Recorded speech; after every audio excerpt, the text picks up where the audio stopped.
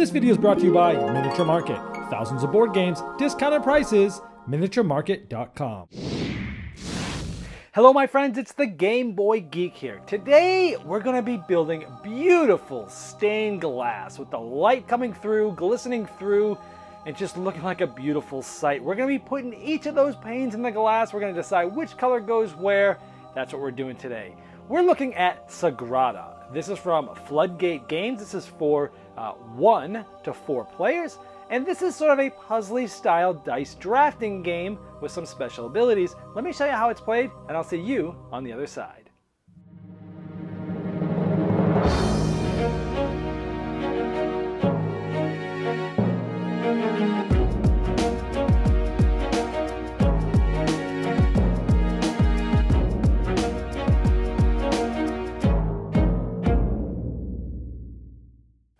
In Sagrada, you first get to choose one of these 4 beautiful glass windows that you'll be creating.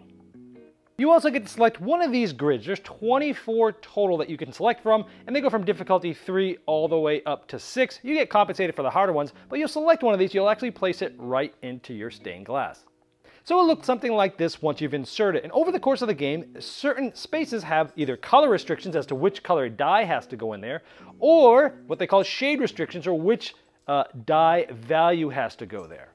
Each player will also be given a private gold card. This should be face down, but you get to look at it. This says shades of purple. Now, for every purple die I get here, I will get to add up the sum of the pips on those purples as a scoring at the end of the game, and everyone's going to have a different color. Basically, all of these are all the different colors of the dice that you'll see in the game. Everyone gets one of these.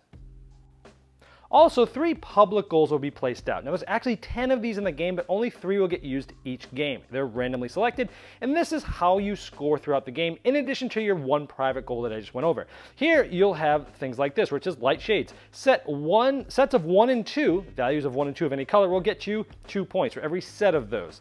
The middle one says, hey, a row with no repeated colors. So every row that you have that does not repeat a color will get you 6 points. And on the right, color diagonal. So you count the diagonally adjacent same colored dice. They don't have to be the blue or yellow shown here. As long as they're the same, the amount of dice that are the same color that's diagonal, you'll get a point. So in this case, it would be 1, 2, 3, 4, 5, 6, 7. That would be worth 7 points into the game if your board looked like that.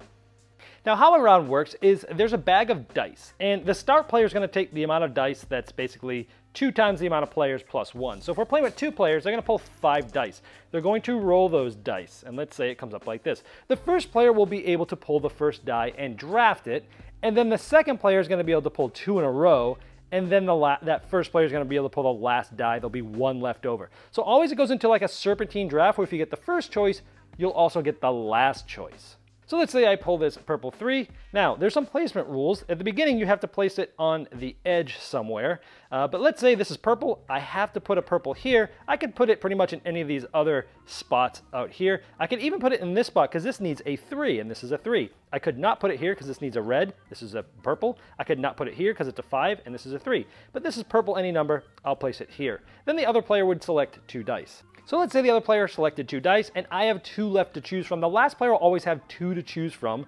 They will select a die and place it. So this is a 4.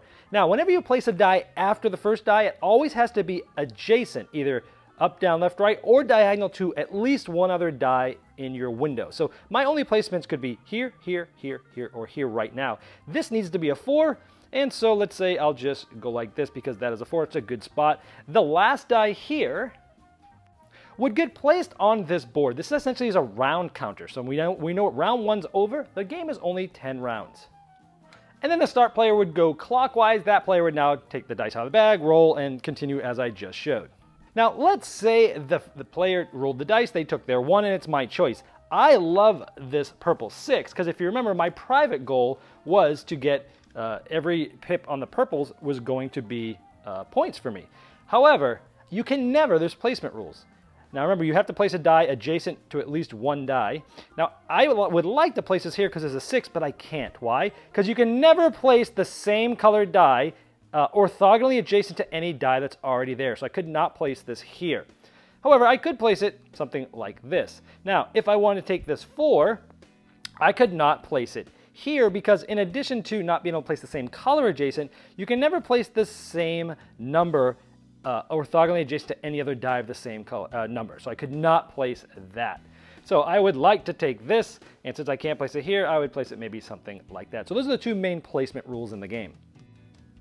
Now, in addition to those placement rules, there are ways to break those rules. Each game, there are 3 tools. You'll see those cards here. Now, those are random. There's actually 12 of them in the game, but you only use 3 of them.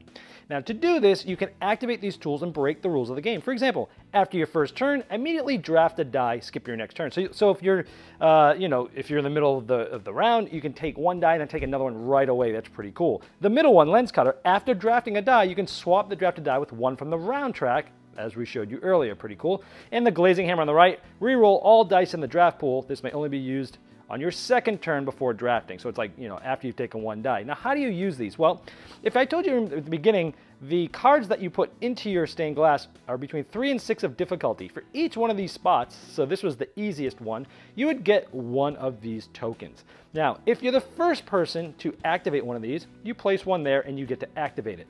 If someone else has already gone there, regardless of how many, you have to spend 2 to go there. So you get more rule-breaking abilities with the harder cards because you'll get more gems. Now, there are some times where you'll make mistakes. You might place the same number or color next to something that you're not supposed to, and as soon as you see it, you need to immediately remove dice up to the point where it's no longer breaking the rules, and that will cause you to have different things open and squares not filled at the end of the game. Like this needs a 3, but there's a 3 here. Well, I'm out of luck. So sometimes you'll have some empty squares, but at the end of the game, you'll look at all of the public goals and you'll start to score. So the first one here is the color diagonals. So I could have 1, 2, 3, 4, 5, 6. These are all touching diagonal. That's 6 points. This one, 1, 2, 3. So now we're at 9. 2 more, we're at 11. 2 more, we're at 13. 2 more, we're at 15. 15 points on just this card. That looks pretty good. This next one is 6 points for every row that I have that have different colors in them. And it's just this row with that 6 points. So now I went from 15 to 21. Then we look at each set of 1 and 2. So here I have 3 1s and 3 2s. So I have 3 full sets, so 3 times 2 is 6. Add that to my 21, I have 27. Then you would flip over your private goal and we'd add up all the pips. Add up all the purple and then I have a total score of 50 at this point. You'd then subtract a point for each empty spot, so we have 49. And you'd get a point for each of those favorite tokens that you didn't use. Let's say I had 1 left over, my points would be 50, and whoever has the most is the winner. Now there is a solo version of the game. You use 1 private goal, 2 public goals, and anywhere between 1 and 5 tools. The more tools, the easier it is for you. Each turn you draft 4 dice and roll them as normal. Then you take 2 turns, either placing dice into your window as normal, or spending a die on one of these tools. But there's no favorite tokens in this version. You'll use whatever's on the top left of the card. So I could activate this with any red die, with a blue die, or a 5. So I could put this here, activate this, do what this tool says, and then the die and the card are out of the game for the rest. It's a one-time use. For my second turn, maybe I put this into my window. All the remaining dice go on here. At the end of the game, you're going to add up all of the pips on these dice, and you have to beat that score to win.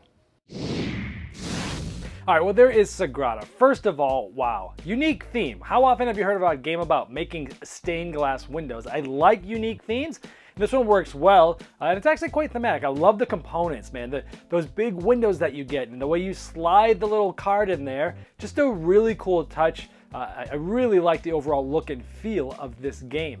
Now this game is a puzzly game, and I typically love puzzly style games. Anything that reminds me of putting together a puzzle or some logic and deducing or anything like that, I typically tend to love those style games. This game really hit all cylinders for my brain from a puzzly aspect. There's just a different puzzle to solve every time you play it, because there's different boards, so you have the different cards. There's 24 different ones, and depending on the difficulty you take a different thing, you get easier ways to break the rules of the game. So you have the different replayability of the different boards, 24 different ones. Then you have the different special private abilities. Then you have all the different public goals that can be randomly assigned. So this game has a ton of replayability built in, and I love the puzzle to solve here. The dice drafting is awesome. It's fun to draft the dice you want. You get excited. There's some tension there. There's also some room for some hate drafting where, hey, it's like down to you and there's just one other player after you. You've got a few dice to choose from, and you're looking from that and you're going, okay, I could really use this one or this one. ooh, that person really needs this one, I'm gonna take it, and really screw them over. And it can be mean, but it was a fun aspect of the game. The dice drafting, even though it's serpentine, worked really well. I like the way that worked there. But overall, the puzzle was awesome. The drafting was awesome. I really liked that aspect. And even though it was a serpentine draft, it's even if you were first, I like that. Kind of like a fantasy football draft or whatever, where, hey, you get first pick and you better make it, pay, because you're going to get the last choice afterwards. And I really think that works well, and how it goes around the table works well as well. I love that aspect of the private and public goals. In any game, I always love it when there's private goals that nobody knows about, and then there's public goals. Of course, in this game, the private goals are always just the colors of the dice, and so it's pretty obvious to kind of look at what people are going for, and you can usually tell which private goal they're going for and try to, again, draft so that they don't get those bigger numbers for those colors. But I love how you have the private goal and the public goals at the same time, trying to work those together.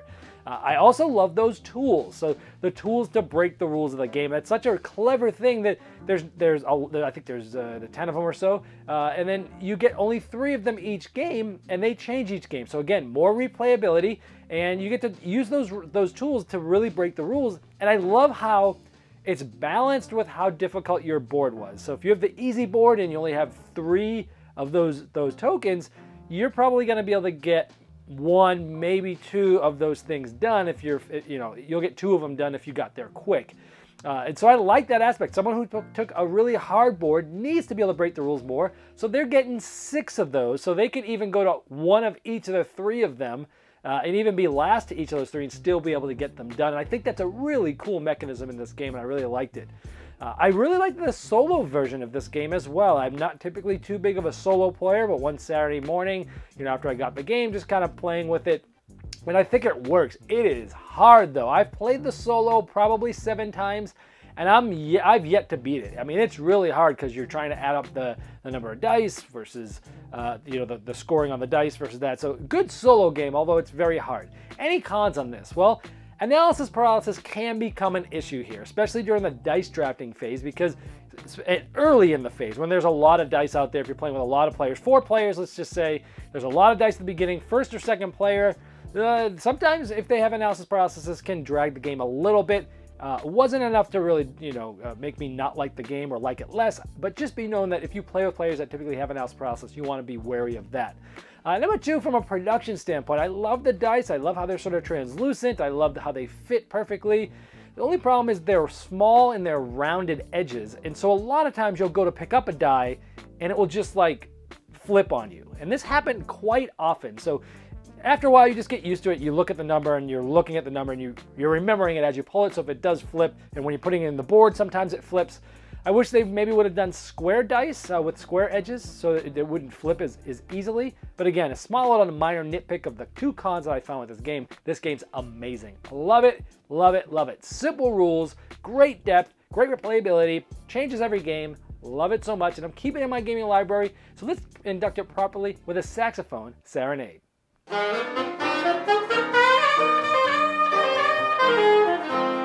This video was sponsored by Miniature Market's Review Corner. The Review Corner features podcasts, video, and written game reviews by gamers for gamers. Miniature Market, the online gaming superstore. Thousands of board games, discounted prices. Check them out at miniaturemarket.com.